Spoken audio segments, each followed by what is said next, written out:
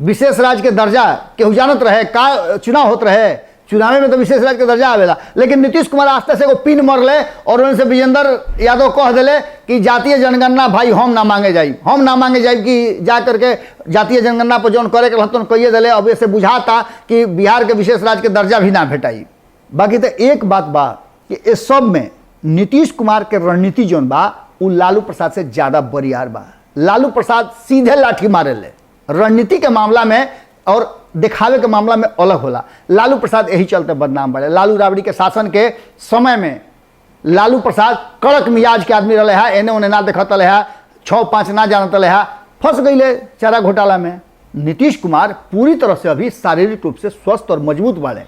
रुआ देखले हो कि अभी भी 18 घंटा 19 घंटा 20-20 घंटा तक वो काम करते हैं। एक मतलब बा कि उनका में भी हुब ताकत ज़्यादा बा। तो निश्चित रूप से लालू प्रसाद से वो बरियार हुई करी है। भारतीय जनता पार्टी के साथ जाए में जब केहू ना जात रहे तो जाए खातिर सबसे पहले तैयार भइले और यह शर्त पर गईले कि भैया हो राम मंदिर धारा 370 फलान ठेकान हई हऊ आऊँ जाऊँ जौना से यह देश के लोग अब तहरा के गलत समझत रुए या तहरा पर टारगेट करता ओकरा के छोड़ के हमरा संगे रहे के पड़ी। और भारतीय जनता पार्टी के छोड़े के पड़ल। तेजस्वी यादव अपना ऊपर लिखले वाले कि यदि हम भी स्वीकार कर लिए होते तो आज जेल में नहीं होते बाबूजी हमरे और हम भी सत्ता में होते।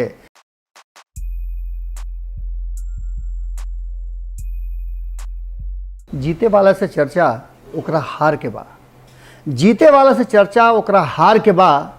उस शख्स दावा करता कि मुस्तकबिल बदल दी, उस शख्स दावा करता कि मुस्तकबिल बदल दी। गोड़ लागता नहीं हेरा से अभिनंदन मरुआलो के अपना कार्यक्रम जना के नाम हो खूटा ठोक के।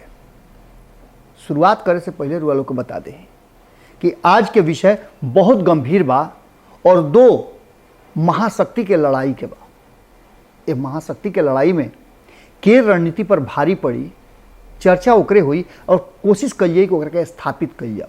बहुत सारा ऐसा कारण बा, प्रमाण बा जौना के लेकर के आज ई बात रुआ लोग के सामने लेकर के आइल बानी, जौन की अभी तो रुआ देख रहल बानी भारत लाइव पर।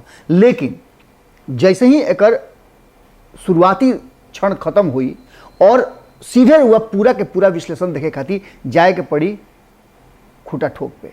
रुआ लोग के पता बा कि 16 तारीख के यही महीना में जो महीना बीतल 16 तारीख के भारत लाइव हैक हो गई रहे। ओकरा बाद हमनी के तुरंत रुआ लोग से साझा करे खातिर अपन विचार और बिहार के राजनीति के जो उथल पुथल हो रहा बा वो खबर के पहुँचावे खातिर खूटा ठोक के और पंचनामा 2 गो चैनल बनौनी जा। अभी चैनल रुआ लोग के दिल और जिगर के बहुत करीब बा।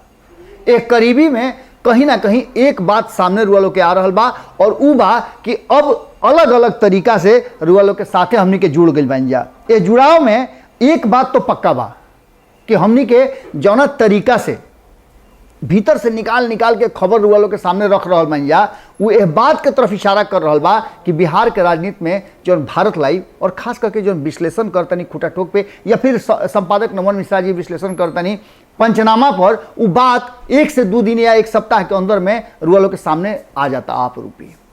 आज जो विषय लेके आइल बानी कि लालू से ढेर बरियार बा नीतीश के मास्टर प्लान कैसे बा, ये बात के हम बतावे कोशिश करता नहीं। चली सबे एजा से भारत लाइव से अब हमनी के खूटा ठोक पे आई जा और खूटा ठोक पे ये पूरे विश्लेषण के चर्चा हमनी के करी जा।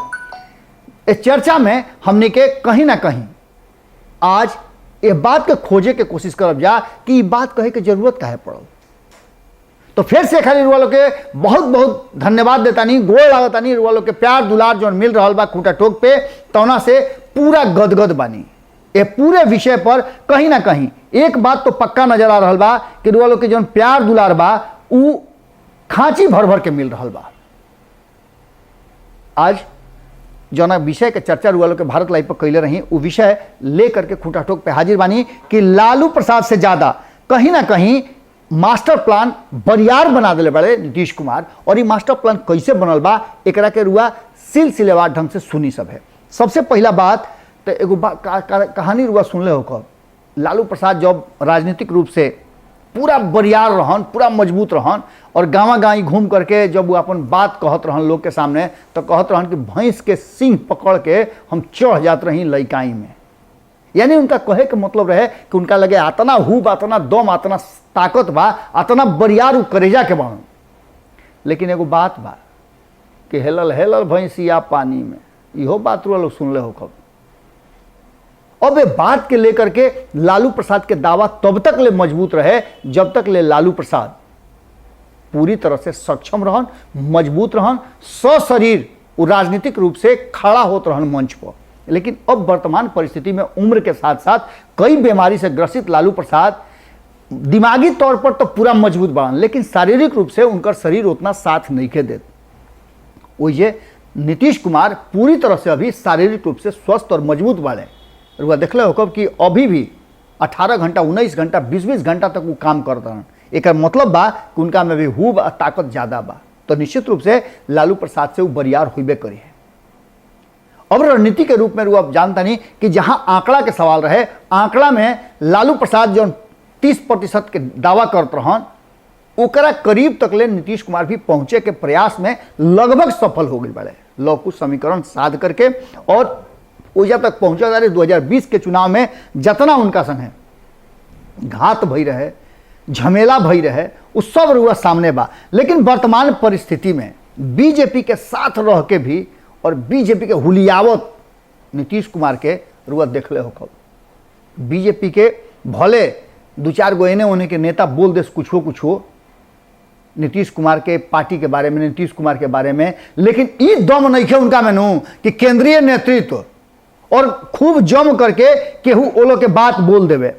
ऐसे कि पूरा विषय जौन बा, यह विषय पर पूरी तरह से नीतीश कुमार के पकड़ बा और नीतीश कुमार ये पूरे विषय पर आपन पूरा मंथन करके रखेले। इस चलते नीतीश कुमार के जौन बात होला वो बात पूरी तरह से कहीं ना कहीं स्थापित होला और नीतीश कुमार अपना योजना में सफल भी रहे। वही अगर लालू प्रसाद के बात पर तुलना करी तो लालू प्रसाद कहीं ना कहीं पिछड़ जाले, कारण कि उनका में कुछ राजनीतिक गुण तो बहुत सारा बा, लेकिन कुछ अवगुण वही में हो जाला। रुआ अति कोनो चीज के कह दे तो रुआ संगे अवगुण भी आ जाला। आविष्कार विस्फोट के भी कारण होला। रुआ जानता ही कि जौन काम रुआ अच्छा खातिर आविष्कार करब उ रुआ खातिर बुरा भी कर सकेला, अगर ओकरा आयत के हिसाब से, ओकरा तासीर के हिसाब से ओकरा के सही ढंग से ना रखब। राजनीति में भी ऐसने होला, साम दाम दंड भेद, ये तीनों नीति पर चले के पड़ेला। ये तीनों नीति के पूरी तरह से एकरा से समझौता ना करे वाला व्यक्ति ही सफल होला राजनीति में। और नीतीश कुमार सत्ता खातिर, कुर्सी खातिर और अपन बात जो खूटा ठोक देले ओकरा के मनवावे खातिर साम दाम दंड भेद से कोनो समझौता ना करेले। ई बात रुआ जान चुकल बानी। भारतीय जनता पार्टी के साथ जाए में जब केहू ना जात रहे तो जाए खातिर सबसे पहले तैयार भइले और यह शर्त पर गईले कि भैया हो राम मंदिर धारा 370 फलान ठेकान हई हऊ आऊं जाऊं, जौना से यह देश के लोग अब तहरा के गलत समझत रुए या तहरा पर टारगेट करता, ओकरा के छोड़ के हमरा संगे रहे के पड़ी और भारतीय जनता पार्टी के छोड़े के पड़ल। नीतीश कुमार ई आदमी हवे कि भारतीय जनता पार्टी के जब सब लोग त्याग दिहल तो फट से धले ले। उनका अवसर रहे, एमे साम दाम दंड भेद सब शामिल रहे। जरूरत महसूस भइल और उनका बुझाइल कि अब उनकर चले वाला नहीं के भारतीय जनता पार्टी और एनडीए में। फटाक से 1 सेकंड देरी कैले, फट से पाला बदल के जौन लालू प्रसाद के संग है घुमा हुई भई रहे, ऊंचा ऊंची भई रहे, ओह लालू प्रसाद के 1 मिनट ना लागल प्रणाम करे में, दोस्ती करे में। यह राजनीति हो। राजनीति में केहू अस्थाई दोस्त दुश्मन ना होला। कई हाली रुआ सुनले होकब और बार बार सुनले होकब। एक संगे संगे केहू के प्रति उतना ज्यादा रुआ समर्पित मत हो जाए। राजनीति में समर्पण नाम के कोनो चीज ना होके, उ मुंह से खाली कहे वाला समर्पण होला। बाकी रुआ देखल ही होकब कि चुनाव के समय में जो नेता रुआ दरवाजा पर आवेले 5 हाली गोड़ छुके गोड़ लागेले, फिर कभी रुआ लौके ले रउआ गोड़ लागिले 1000 हाली तो घूम के तकबो ना करेले। राजनीति ऐसे है, लोकतंत्र ऐसे है। एक के बनावे में हमनी के बहुत बड़ा भूमिका बा। हमनिए के नेता लोग के वो लायक बना दिल बनी जा कि उ 1 हाली गोड़ लागेले रुआ से 1000 हाली लगवावेले। जबकि लोकतंत्र है, लोग के द्वारा तंत्र जौन चलेला ओकरा के लोकतंत्र कहल जाला। लेकिन कहाँ बा चुन कर भेज देनी, और हाथ कट गई। और सुनले ना रहे कि ताजमहल बनावे वाला के हथवे काट दिल गई रहे कि ऐसा दोसर ताजमहल मत बनावे। खैर ये तो बात अपना जगह पर बा, लेकिन नीतीश कुमार के जब जरूरत महसूस भइल तब लालू प्रसाद के संगे आ गई, और जब जरूरत महसूस भइल लालू प्रसाद के छोड़ के फिर भाजपा में चल गई। इस एकरा के कहल जाला राजनीति। और लालू प्रसाद हम नहीं जाएंगे, हम भाजपा के साथ नहीं जा सकते हैं, ये देश जलाओ पार्टी है, खूब कहेले। लेकिन सबसे बड़का बात बा कि ई कह के अब तक ले पिछला 16 साल से 4 गो चुनाव हो गई, 4 चुनाव में पिछड़ते रह गई, सत्ता में आवे के मौका ना मिलल। 2015 में अबो कैले तो उ अपना वही अखड़पन के चलते अगर वो घड़ी नीतीश कुमार कहत रहन तौना घड़ी कोशिश कैले रहते, साम दाम दंड भेद अपनौले रहते, तो धीरे से तेजस्वी यादव के इस्तीफा दिवा दिल रहते और केहू दूसरा के मुख्यमंत्री बना दिल रहते, राबड़िए देवी के थोड़ी देर खातिर बना दिल रहते, अब फिर 6 महीना के बाद खेला कह के पलट दिल रहते। बाजी खेला हो गई रही, बाकी तो ना हम अकड़ रहब। तेजस्वी यादव अपना ऊपर लिखले बड़े कि यदि हम भी स्वीकार कर लिए होते तो आज जेल में नहीं होते बाबूजी हमरे, और हम भी सत्ता में होते, तो लिखला से का भेटाई। राजनीति में साम दाम दंड भेद होला, और अगर रुआ मन में बा कि रुआ हई काम करे के बा, हई विकास के काम करे के बा, जनता के हई सेवा करे के बा, तो ओकरा के दुइये गो रास्ता बा। या तो रुआ सब कुछ त्याग करके जौन काम करे के बा उ करी, दशरथ माझी लेखा रुआ पहाड़ काट के नदी बना दी, राह बना दी, या फिर रुआ सत्ता में आकर के खूंटा ठोक के साम दाम दंड भेद अपना के सत्ता में आई और जौन मर्जी हो तो करी। लेकिन ये पूरे मामला में नीतीश कुमार जब जब मौका मिलेला वो कोनो तरह के युक्ति लगा करके वो मुद्दा के अपना बस में कर ले और परिस्थिति के बस में करे के खूब बढ़िया तरीका से ओकर पूरा तंत्र मंत्र जाने ले। जातीय जनगणना के बात रुआ करत रहनी है, जातीय जनगणना के मुद्दा लालू प्रसाद उठौले, तेजस्वी यादव अब की हाली ले आकर के 6 महीना पहले से 3 महीना पहले से तैयारी कैले बड़े। और लोकल के केकर चर्चा होता, तो चर्चा हो रहा बा जातीय जनगणना के कर नीतीश कुमार के, नीतीश कुमार संगे हई भइल, नीतीश कुमार संगे हौ भइल, नीतीश कुमार संगे हईसन भइल, यह बात के जम के चर्चा हो रहा बा। दूसरा तरफ विशेष राज्य के दर्जा केहू जानत रहे का चुनाव होत रहे, चुनाव में तो विशेष राज्य के दर्जा आवेला, लेकिन नीतीश कुमार आस्ते से एगो पिन मरले और उनसे विजेंद्र यादव कह दिले कि जातीय जनगणना भाई हम ना मांगे जाई, हम ना मांगे जाई कि जा करके जातीय जनगणना पर जौन करे के रहतन कहिए दिले। अब ऐसे बुझाता कि बिहार के विशेष राज्य के दर्जा भी ना भेटाई, ये चलते अब मांगला के दूसरा के आगे रोना अपन दीदा खोना वाला हाल बा, हम ना मांगे जाए। नीतीश कुमार पलटवार कैले, 24 घंटा ना लगल, 12 घंटा में कहले कि है ऐसा बात नहीं के भाई, विशेष राज्य के दर्जा हमनी के प्रायोरिटी में बा, ओकरा के तुरंत हमनी के ले जा, बेल ले ले मनबे ना करब। ये सब बात के लेकर के वो मुद्दा लोक ले ले, जबकि विजेंद्र यादव के बयान के तुरंत बाद तेजस्वी यादव ट्वीट कैले रहन कि हमनी के सरकार बना करके विशेष राज्य के दर्जा देव जा। तब तक ले नीतीश कुमार कहले कि दादा कैसे लोक लिए, हम लोक लेते ठप से। एकरा अलावे भाजपा विरोध के जे लोग बा ओकरा के प्रत्यक्ष रूप में ना अप्रत्यक्ष रूप में सपोर्ट करना और उनका के अपना सिंपैथी में लेके रखना, ये नीतीश कुमार के रणनीति के हिस्सा बा। भारतीय जनता पार्टी भी जानतिया और अन्य लोग भी जानता। दूसरा तरफ जो भारतीय जनता पार्टी के सामने सामने से लड़े वाला लोग बा ओकरा से हमेशा दूरी बना के नीतीश कुमार रखेले। वो सामने सामने, पीछा में ना, पीछा में तो भीतरे भीतरे गुमसुम होते रहेला, गुपुर गुपुर एने होने के बात होत रहेला, सब लोग के अपन यारी चलेला। हाल फिलहाल में रुआ देखनी कि रुआ लोग देख लो कन्हैया कुमार वाला मामला में नीतीश कुमार कैसे बेदाग बाच गई, रुआ लोग के खूब बढ़िया से बुझात हुई। अपना दल में लिया भेंट होता अशोक चौधरी से, और जाके कांग्रेस में ज्वाइन करता रहे, और कांग्रेस अतना अशोक चौधरी के बात मानता जी ना। एक में पूरा रणनीति रहे नीतीश कुमार के, और नीतीश कुमार कन्हैया कुमार के ले जाकर के कांग्रेस में ज्वाइन करा दिले कि सांप भी मर जाए और लठियो ना टूटे। फिर एक से बताओ तनी कि भैंस जौन बिया उ लेवाड़ ले वही के बिया कबो ले सके ले लेवाड़। खैर इ तो बात अलगे बा। बाकी तो एक बात बा कि इस सब में नीतीश कुमार के रणनीति जौन बा उ लालू प्रसाद से ज्यादा बरियार बा। लालू प्रसाद सीधे लाठी मारे ले, उनका लगे हऊ भितरिया कुछ नहीं के, जौन कहले तो करी हैं। कहिए कि गांधी मैदान में तेल पियावन, लाठी भजावन रैली करे के बा, मार देखब कि सौंसे बिहार भर से उनका समाज के लोग आ उनका समर्थक लोग लौर में तेल पिया पिया के करिया करिया कह के लेके गांधी मैदान में पहुंच गए। अब सब लोग गए फेरा में पड़ गई, वही खातिर भइल हुड़गाड़ा। दोसर का तरफ देख लो कब कि लालू प्रसाद भले कुछ करस, देखिए एगो होला नामी या बदनामी, तो कहीं ना कहीं इ लालू प्रसाद संगे इहे बात हो गई बा। परिवार केकरा संग नहीं खे, के परिवार के नहीं खे, दू चार गो लोग के छोड़ दी जरा होइए नहीं के परिवार, का परिवार के करी। लेकिन के नहीं खे, भाजपा के लोग कहला कि हमनी के पारिवारिक पार्टी ना है जा। भाई पारिवारिक पार्टी ना है जा तो अमित शाह के हवे, अमित शाह के सुपुत्र के हवे।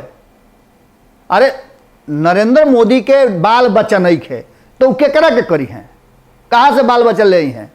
लेकिन जरा के करे के ओकरा करते बड़े के नहीं के जानत। दोसर का तरफ नीतीश कुमार के, अरे आपन बाल बच्चा संगे भले उनका मत होखे, लेकिन जरा के मान गिल बड़े ओकरा के करते न बड़े। दोसर का तरफ लालू प्रसाद अपन बाल बच्चा के कहाँ जाके जंगल में छोड़ा बस।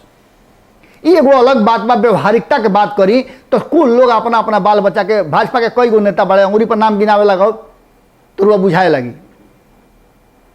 अश्विनी चौबे के बेटा लोग नहीं खे राजनीति में, नहीं खे उनका इर्द गिर्द घुमत, नहीं खे कमात, कौन काम नहीं खे करत।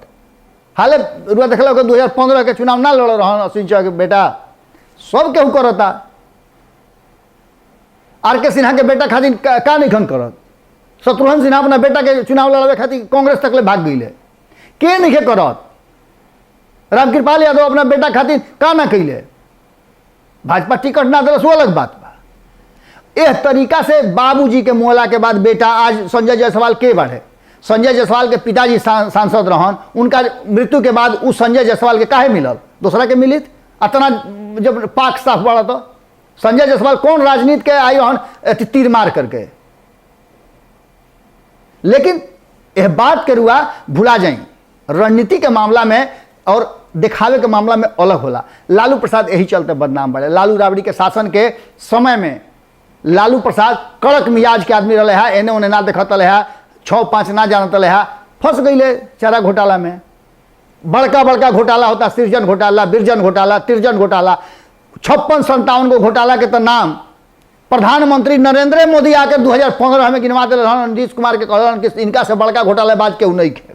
आज दोनों जना एक संगे गठी बाड़न, तो ये अलग बात बा। लेकिन नीतीश कुमार साम दाम दंड भेद जाने ले, और इहे उ कारण बा कि जना से उनकर मास्टर प्लान बरियार पड़ जाला लालू प्रसाद पर। लालू प्रसाद के एक एक बात चिंता के कारण बा कि लालू प्रसाद चाहता रहे कसहूँ अपना बाल बच्चा के अपना जिंदगी में स्थापित कर दी। और यह बात के लेकर के नीतीश कुमार के रणनीति में तनी मनी का अंतर पड़ जाता। अब इस सब के लेकर के लालू प्रसाद ठाहत अरे खेहो रानी कितना पानी, खेहो रानी कितना पानी, डूबा हाथ नहीं खेनू। अब ये सब बात के लेकर के पूरी तरह से तैयारी चल रहा बा, और ये तैयारी में आवे वाला भविष्य बिहार के का हुई। लेकिन ये उपचुनाव में बहुत कुछ खेला रचा गई बा, और उपचुनाव से पहले इस सारा जो परिवर्तन भइल बा, सारा खेल रचाइल बा। ये खेल के बहुत जल्दी रुआ के रिजल्ट मिल जाई कि नीतीश कुमार और लालू प्रसाद के रणनीति में के 20 बा। कारण कि कांग्रेस जो बा उ सीधे तौर पे भले नीतीश कुमार से 36 के आंकड़ा चल रहा बड़ुए चिराग पासवान के, लेकिन बोलाहटा दे रहा बा। एक मतलब रुआ का समझता नहीं कि वो अपना मने का बोलाहटा दे रहा बा। जब एनडीए में नई खान उनका के महागठबंधन के सबसे मुखिया जो बड़े तेजस्वी यादव वो बोलाहटा दे रहा बड़े, तो कांग्रेस के अलगे से बोलाहटा देवे का जरूरत रहे। लेकिन एकरा पीछे खेल बा, और यह सब खेल नीतीश कुमार से बेसी कहीं ना कहीं बड़ बनावत रुए लालू प्रसाद के रणनीति से। लालू प्रसाद के रणनीति सीधा नजर आ जाला कि का करी हैं, MY समीकरण तो MY समीकरण। लेकिन नीतीश कुमार सबके साथ लेके चले वाला जना के तैयारी तेजस्वी यादव भी कैले बाड़े, लेकिन अभी भी कहीं ना कहीं वो बाप बेटा भारी पड़ रहा बाड़े नीतीश कुमार और उनकर रणनीति। कारण कि जब जैसन तब तैसन के नीति से चलता रहे और ई नीति सब नीति पर, सब प्लान पर भारी पड़ेला। आज के खूंटा ठोक में एहजे रुआ लोग से विराम देतनी।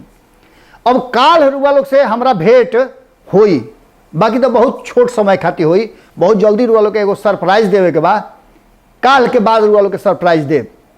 एतवार के दिन से रुआ लोग के विशेष सरप्राइज मिली। उस सरप्राइज के संगे रुआ लोग के सामने खूंटा ठोक पर हाजिर होकर ए चलते रुआ लोग से आग्रह, निहोरा आ प्रार्थना बा, हाथ जोड़ के 10 नोह जोड़ के रुआ लोग से निहोरा बा कि अपना खूंटा ठोक के असही प्यार दुलार देते रही। और अब तक ले मात्र हमने के अभी 1000 परिवार के सदस्य भइल बन जा खूंटा ठोक पर। अब यह परिवार के 10,000 जल्दी से जल्दी पहुंचावे के बाद कैसे हुई? ये भोजपुरिया समाज के लोग जानो, ये मैथिली समाज के लोग जानो, मगही समाज के लोग जानो, बज्जिका समाज के लोग जानो, अंगिका समाज के लोग जानो। कारण कि ई मंच जो तैयार भइल बा खूंटा ठोक के, ई सब भाषा के जोड़ के एक राह पकड़े के बा। और एकरा खातिर रुआ लोग से फिर निहोरा करतानी कि रुआ अपना भाषा में बोले खातिर, बतियावे खातिर, भाषा के प्रचार प्रसार खातिर और भाषा के लोग के एक जगह इकट्ठा करे खातिर रुआ लोग आई है मंच पर। रुआ लोग के बड़ी बड़ी स्वागत करब, हम आभार व्यक्त करब। फिर काल भेंट होई, गोड़ लागत।